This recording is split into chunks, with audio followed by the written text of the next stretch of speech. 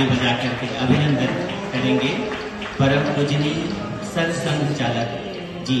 आप और हम सबके बीच पधार चुके हैं।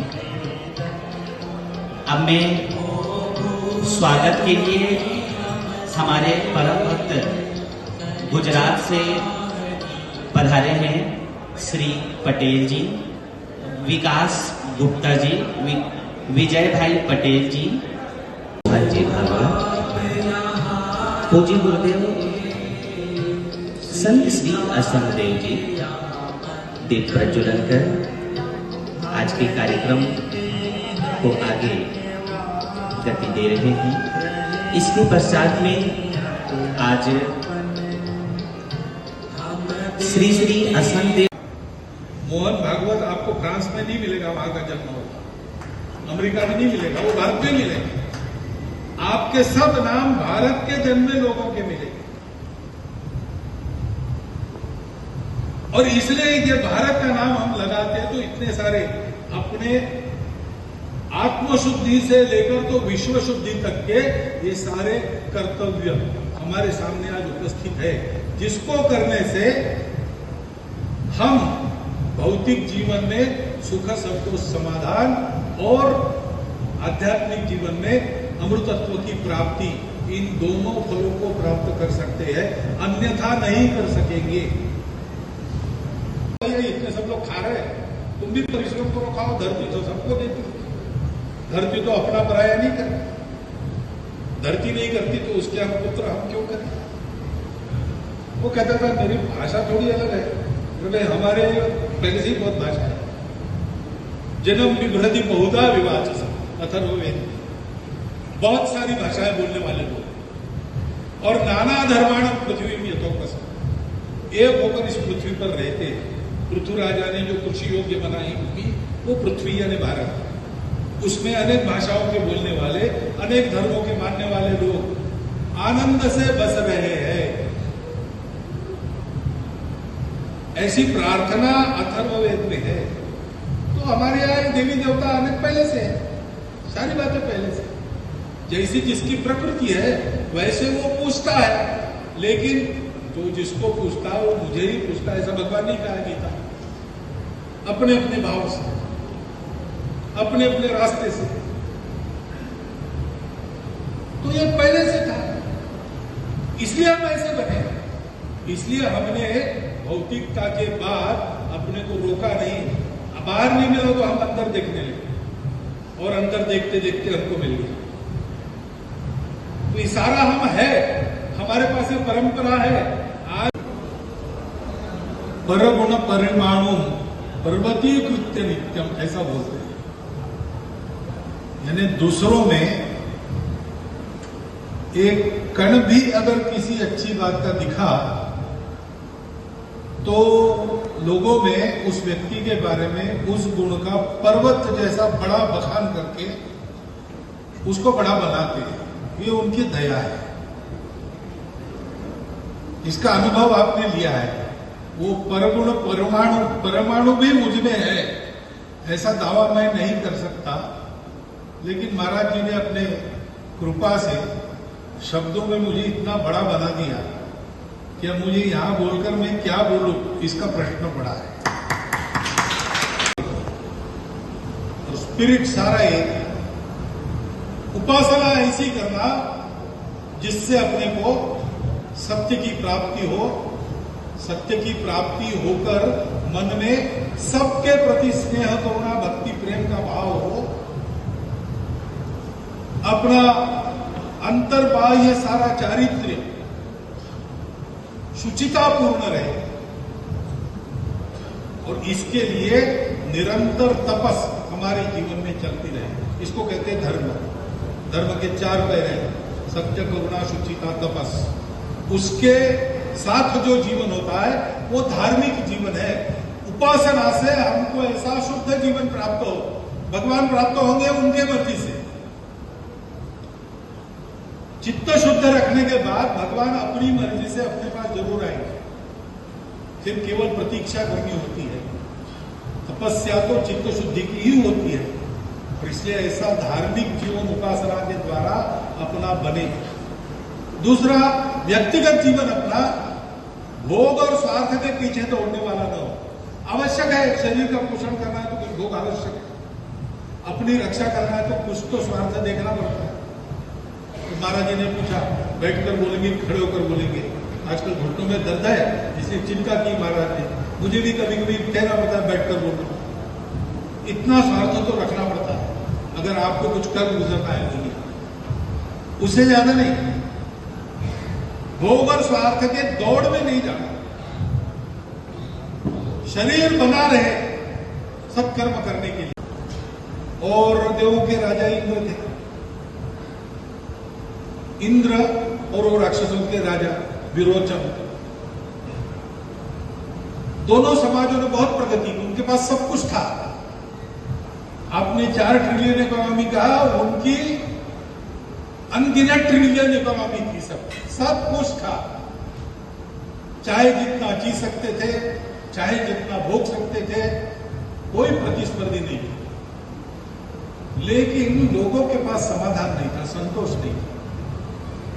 वो अपने अपने गुरु के पास गए। विरोचन गए शुक्राचार्य जी के पास और इंद्र गए बृहस्पति जी के पास।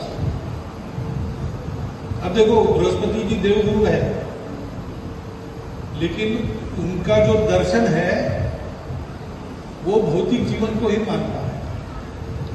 शुक्राचार्य तो राक्षसों के गुरु है, परमेश्वर भक्त है, लेकिन उनका जो दर्शन है वो भौतिकता को ही मानता है। उनको मालूम है लेकिन भौतिकता सब कुछ नहीं है दोनों को। इसलिए लोग गए और उन्होंने पूछा कि क्या किया जाए इसका उपाय। तो उन्होंने कहा कि ब्रह्मा जी के पास जाओ, उनके पास एक आत्मविद्या है, जो दिखता है उसके परे जो है उसको जानती है। और वो आत्मा एक अमर शाश्वत, ऐसा भी कुछ है, परमाणु भी है। तो भी जो महाराज जी ने शेर सुनाया, मिट्टी कहां से लाया, तो ये मिट्टी तो भारत की है। और हर भारतीय में ये शक्ति है कि उस मिट्टी के बलबूते वो जो महाराज जी ने बड़े बड़े वर्णन किए वैसा बन सकता है। लेकिन ये बनने की इच्छा है क्या,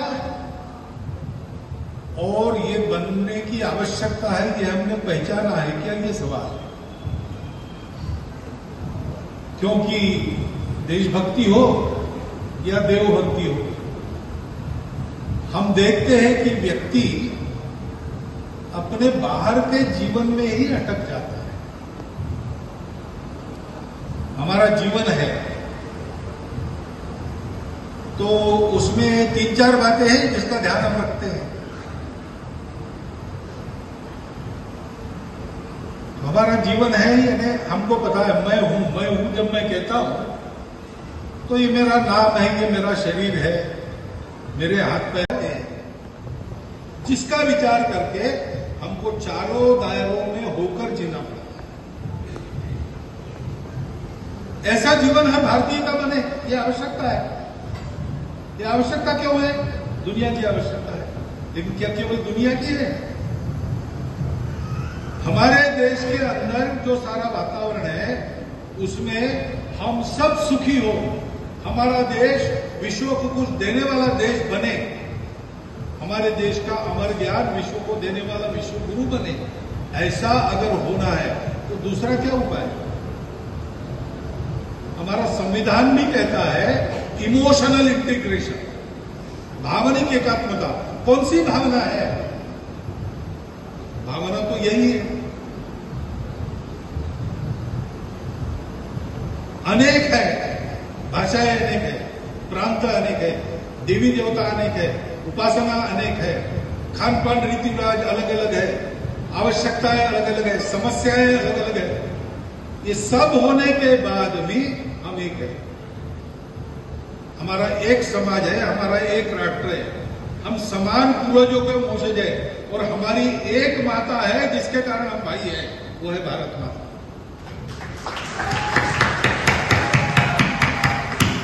उस भारत माता की भक्ति को आगे रखना।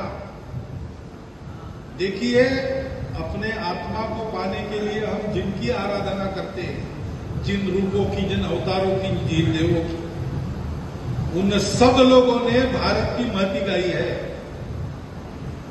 गुरु नानक देव जी हो, गुरु शंकर देव जी हो, कंब रामायण लिखने वाले कंब हो, या उत्तर में तुलसीदास जी हो, सब ने भारत की संस्कृति की है। कारण क्या है जानते हैं? हम रुके नहीं, दुनिया रुक गई, हम आगे बढ़ गए। इसका कारण क्या है? इसका कारण भारत है। लंबा चौड़ा सुजल सुफल मलय जो शीतल देश, सुरक्षित। उस जमाने में कौन आएगा? हिंदू कुश से लेकर आराकान तक जो ऊंची ऊंची बर्फमंडित हिमोमंडित पहाड़ियां है, वो लांग कर कौन आए? कोई नहीं आ सकता। तीनों ओर से सागर ने ऐसा घेरा है, उस सागर में से उसको पार करने के लिए चल सकने वाली नौकाएं नहीं थी। कौन आएगा? आक्रमणों से हम सुरक्षित थे और अंदर समृद्धि भरी पड़ी थी। मेरे देश की धरती सोना उगले उगले हीरे होती, सब कुछ देती है, आज भी देती है। और इसलिए हमारा जीवन, हमको कभी संघर्ष नहीं करना, हम सब सुखपूर्वक जीते हैं। जैसे मैं हूं ऐसा जब मैं कहता हूं, तो मेरा परिचय करा दिया, मेरा नाम लिया गया मोहन भागवत। तो मुझे तो मोहन कहते हैं, लेकिन भागवत हमारे पूरे कुटुंब में जितने लोग हैं उन सबको भागवत नाम लगता है। तो मैं मोहन भागवत हूं, तो इसका मतलब मैं एक व्यक्ति के नाते मैं हूं और मेरा कुटुंब भी है। बिना उसके मैं मोहन भागवत नहीं हो सकता, मोहन रह जा सकता। ऐसे ही हम सारी दुनिया के संदर्भ में एक देश के लोग हैं, एक राष्ट्र के राष्ट्रीय हैं। हम भारतीय हैं, हम हिंदुस्तान के रहने वाले हैं। सारी दुनिया में इसकी एक पहचान है जो हमारे साथ जुड़ी है। भारतीय कहने से केवल भारत में रहने वाला ऐसा नहीं होता है।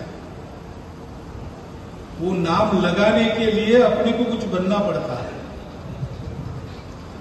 ऐसी एक पुरानी कहानी सुनी मैंने, पूजनीय गुरु जी के ही बौद्धिक में आई थी, कि जर्मनी में एक चतुर्वेदी नाम के सज्जन पहुंच गए। तो जर्मन के विद्वानों में बड़ी हलचल मची कि चतुर्वेदी यानी चारों वेदों को जानने वाला इतना महान आदमी आ रहा है। तो एयरपोर्ट पर ढेर सारे विद्वान आ गए, उनको सम्मानपूर्वक प्लेन से उतार लिया।